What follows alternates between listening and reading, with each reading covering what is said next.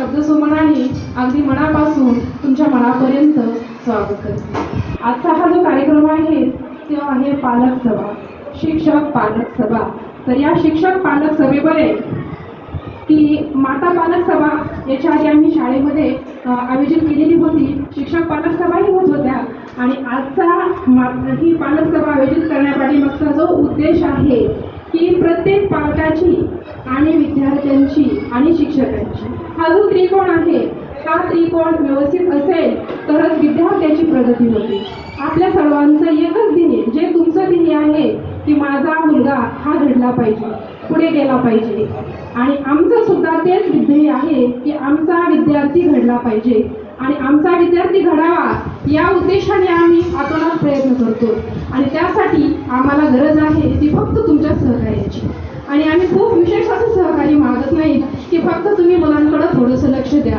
Main problem आपल्या गावचा आहे तो म्हणजे उपस्थिती. या ठिकाणची जी उपस्थिती आहे, उपस्थितीच्या बाबतीत खूप प्रॉब्लेम आहे. 25 पट असेल तर वर्गामध्ये अक्षरशः 15 किंवा 16 मुलं शाळेमध्ये हजर असतात.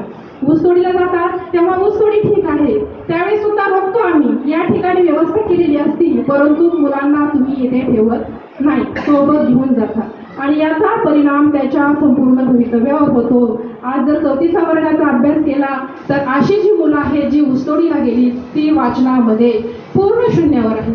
अक्षर वाचन काना मात्र्याच्या पुढे एकही विद्यार्थी पोहोचत नाही. मग ह्या मुलांचं भवितव्य काय? जे आपलं झालं ते आपल्या मुलांचं होऊ नये यासाठी आपण विशेष लक्ष देणं गरजेचं आहे. विशेष लक्ष द्यायचं आहे. यामध्ये काय तुम्हाला आम्ही सांगत नाही की तुम्ही तुमचे कामधंदे सोडा आणि मुलांना तुम्ही कंटिन्यू शिकवत राहा किंवा त्यांचा अभ्यास घ्या. फक्त संध्याकाळच्या वेळेला जेव्हा तुम्ही शेतातून कामावरून आपापल्या व्यवसायातून घरी आलेला असतात त्यावेळेस तुम्ही मुलांना फक्त एकच काम करायचंय की कंटिन्यू 1 ते 1.5 तास तुम्ही साईडला बसायचंय, तुमचं काम चालू ठेवायचंय आणि मुलांना वाचन करायला लावायचं. दुसरा विशेष बोजा तुमच्यावर कोणताही नाही, कोणताच नाही. वाचनाचा सराव वर्गामध्ये आम्ही शिकवतो, धडे घेतो, प्रश्नोत्तरं घेतो, इंग्रजी वाचन घेतो, पण सरावासाठी आम्ही वेळ इतका देऊ शकत नाही कारण आपली संख्या बऱ्यापैकी आहे. जवळपास प्रत्येक वर्गामध्ये 25च्या पुढं पट आहे आणि वाचन हा असा घटक आहे की तो सरावाशिवाय शक्य होत नाही. आणि हा सराव पालकांनी करून घ्यायचा आहे असं माझी मनोमनी इच्छा आहे. जेव्हा मला पॅरेंट्स भेटायला येतात त्यावेळेस सुद्धा मी त्यांना तेच सांगते की फक्त वाचनात सहकार्य करा.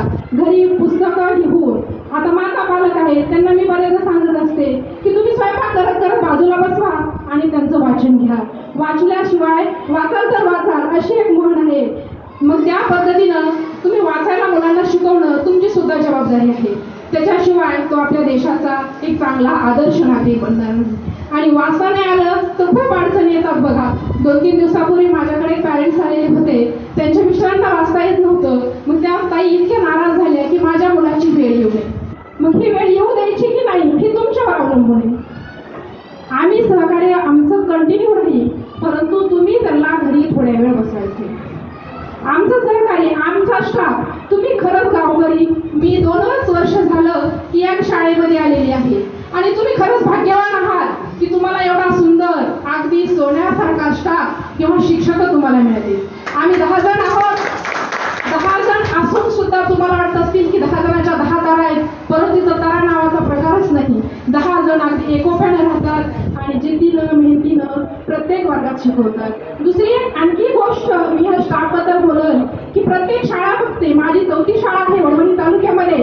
चिंचोटीला होते मी, कानापूरला होते, भोईरला होते काही दिवस आणि आता इथं आहे. अनेक शाळा अभ्यासल्यात मी, पण या शाळेसारखी पद्धत किंवा इथली जी शिक्षकांची मेथड आहे ती अनोखी आहे. मधला ब्रेक असतो बघा 11:15ला आणि शाळा सोडायचे लगेच 10 मिनिटांनी भरवायची असते. म्हणजे 12ला शाळा भरते, परंतु बाकीच्या ठिकाणी शाळा एकदा 11:15ला सुटली की 12:15पर्यंत शाळा भरवत नाहीत. शिक्षक गप्पा मारत बसतात.